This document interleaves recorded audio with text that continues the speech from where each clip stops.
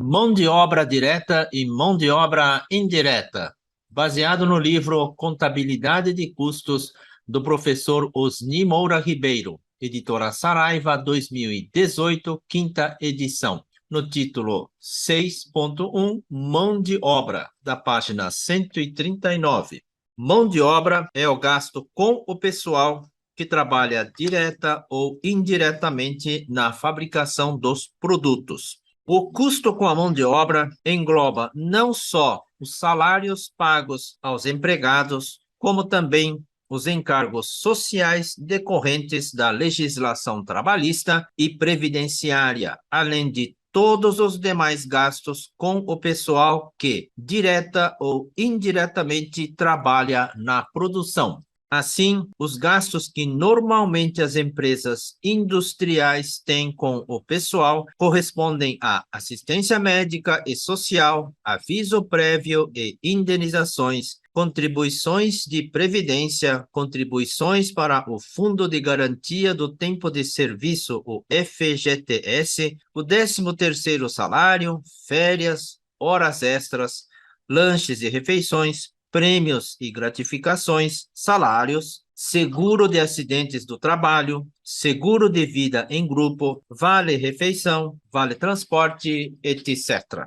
Mão de obra direta compreende os gastos com o pessoal que trabalha diretamente na fabricação dos produtos. A mão de obra direta é aquela que pode ser facilmente identificada em relação aos produtos, por exemplo, o salário do torneiro mecânico, do tecelão, do carpinteiro, os quais trabalham diretamente na transformação das matérias-primas.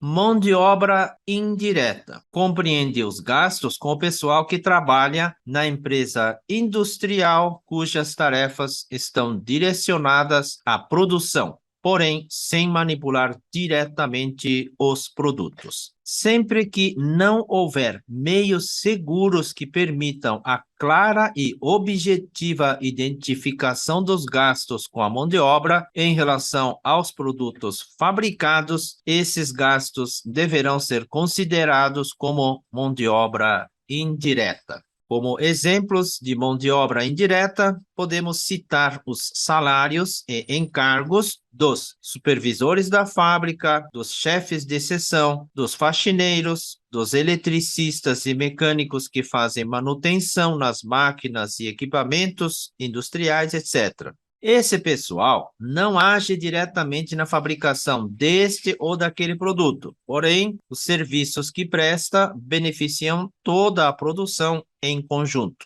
A mão de obra indireta é atribuída aos produtos por meio de rateio. O rateio consiste na distribuição dos custos aos produtos com base em critérios que podem ser estimados ou até mesmo arbitrados pela empresa. Agora vamos ver a contabilização da mão de obra direta. Gastos decorrentes da folha de pagamento. Os gastos com a mão de obra, em quase sua totalidade, são compostos pelos gastos com salários e encargos contidos nas folhas de pagamento. Para facilitar a contabilização e também a atribuição desses custos aos produtos, a empresa industrial deve elaborar folhas de pagamento distintas, separando o pessoal que trabalha diretamente na produção daquele que trabalha de forma indireta. É importante salientar que, em uma empresa industrial, os gastos com o pessoal podem ser classificados em 4 categorias. 2 pontos.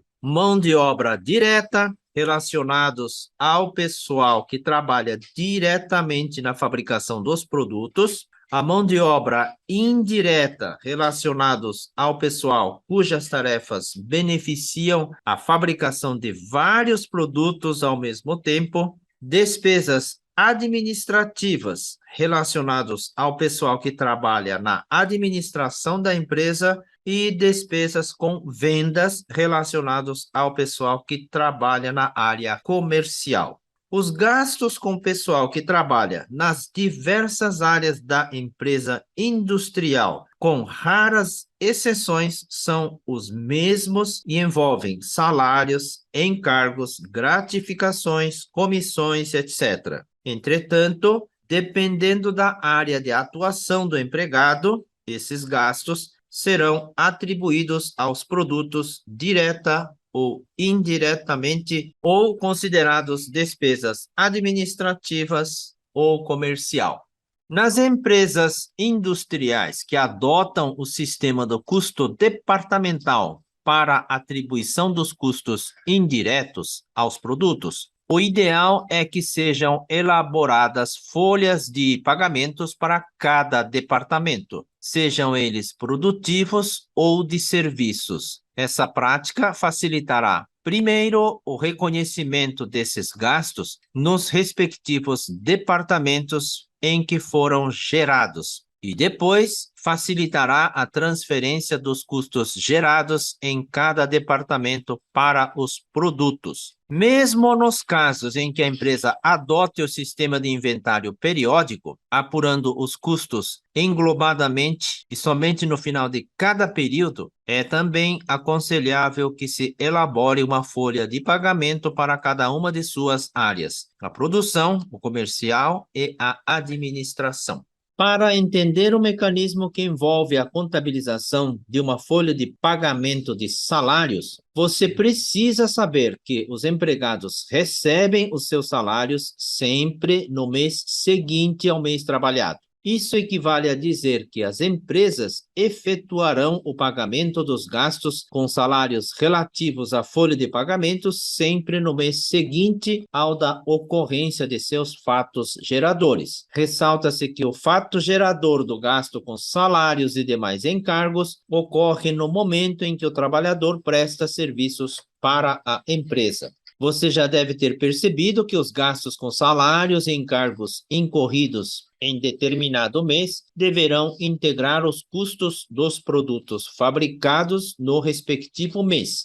Esse é um dos motivos que justifica a elaboração da folha de pagamento no último dia de cada mês. De posse da folha, os gastos com salários e encargos serão apropriados ao custo do respectivo mês. Desta forma, a contabilização da folha de pagamento é feita em duas etapas. No último dia do mês, após efetuar os cálculos e elaborar a folha de pagamento de salários, a empresa efetuará a contabilização, apropriando os gastos incorridos naquele mês e, por consequência, registrando as obrigações respectivas. No mês seguinte, são efetuados os lançamentos da liquidação da folha, correspondentes ao pagamento do líquido aos empregados, bem como ao recolhimento da contribuição de previdência, ao fundo de garantia, imposto de renda e outros, mediante o preenchimento das guias próprias. É importante salientar que o excesso de detalhamento na contabilização dos custos com a mão de obra nem sempre traz benefícios, principalmente quando os empregados trabalham durante o mês na fabricação de muitos produtos diferentes. Nesses casos, os custos no sistema contábil englobariam toda a produção do período e, extracontabilmente, eles seriam apurados por produto. Sobre férias. Todo empregado, após cada período de 12 meses de trabalho na empresa, tem direito a 30 dias corridos de férias regulamentares, observando seu limite de faltas estabelecido na CLT. Para cada mês trabalhado ou fração superior a 14 dias, o empregado tem direito a 1/12 de 30 dias de férias. Isso equivale a 2 dias e meio de férias para cada mês trabalhado. O valor das férias é pago ao trabalhador 2 dias antes do período determinado para o seu gozo. Esse valor corresponde ao salário do mês acrescido de 1/3 desse mesmo valor. Embora o valor das férias seja pago de uma só vez ao trabalhador, a empresa industrial deverá apropriar mensalmente a parcela correspondente às férias a que o empregado faz jus, já que o referido valor corresponde a custo incorrido no respectivo mês. Agindo dessa forma, esse valor será incluído no custo de produção do período. Como se trata de custo incorrido, cujo valor somente será pago ao trabalhador em época oportuna, para contabilizá-lo, debita-se uma conta que represente o custo respectivo, creditando-se uma conta do passivo circulante que registre a respectiva obrigação, que pode ser a conta férias a pagar. Para se conhecer o valor das férias, que deverá ser provisionado mensalmente, alguns cuidados precisam ser tomados, visando aproximar-se ao máximo da realidade. Os cálculos devem ser efetuados levando-se em conta a forma de remuneração, base mensal, por hora, por tarefa, etc. O número de horas diárias que o empregado fica à disposição da empresa, os encargos sociais, os aumentos reais de salário, etc. Na prática, cada empresa deve efetuar os cálculos de acordo com a sua realidade. A legislação trabalhista estabelece que o empregado deverá receber o valor correspondente às suas férias com base no salário do mês em que lhes forem concedidas. Dessa forma, em períodos de inflação, em que os salários variam de mês para mês, para que o valor provisionado para o pagamento das férias e encargos possam refletir adequadamente esses encargos. Mensalmente será preciso proceder às atualizações dos saldos das contas que registram os compromissos da empresa como férias a pagar, contribuições de previdência sobre férias a recolher e fundo de garantia sobre férias a recolher. Sobre o 13º salário. O 13º salário corresponde a um salário extra pago a todo trabalhador que tenha trabalhado na mesma empresa durante os 12 meses do ano. Será pago integralmente se o empregado trabalhou na empresa durante os 12 meses do ano e proporcionalmente ao tempo trabalhado, caso tenha iniciado o trabalho durante o ano, se for admitido ou ainda se pedir demissão antes do seu término. O 13º salário deve ser pago em 2 parcelas. A primeira poderá ser pago junto com as férias do empregado, nos meses de fevereiro a novembro, ou no máximo até o dia 30 de novembro, e a segunda no mês de dezembro até o dia 20 no máximo. Para efeito de cálculo do 13º salário, considera-se mês integral o período de 15 dias ou mais trabalhados no mês. O tratamento a ser dado para cálculo e contabilização mensal do 13º salário é o mesmo que já estudamos em relação às férias, pois mensalmente os trabalhadores fazem jus ao equivalente a 1/12 da remuneração que receber no respectivo mês. A única diferença é que no caso do 13º salário, não há o acréscimo de 1/3, como ocorre com as férias. O valor mensalmente provisionado na conta 13º salário a pagar também precisa ser corrigido mês a mês, da mesma forma como fazemos com o valor das férias provisionadas. Por quê? De acordo com a legislação vigente, o 13º salário deve ser pago ao trabalhador com base no salário normal a que ele tem direito no respectivo mês. Contabilização da mão de obra indireta, página 151. A contabilização dos custos com a mão de obra indireta é semelhante à contabilização dos custos com a mão de obra direta. Em relação aos gastos com a folha de pagamento, no final do mês, debitam-se as contas representativas dos custos com a mão de obra indireta, integrantes do grupo mão de obra indireta.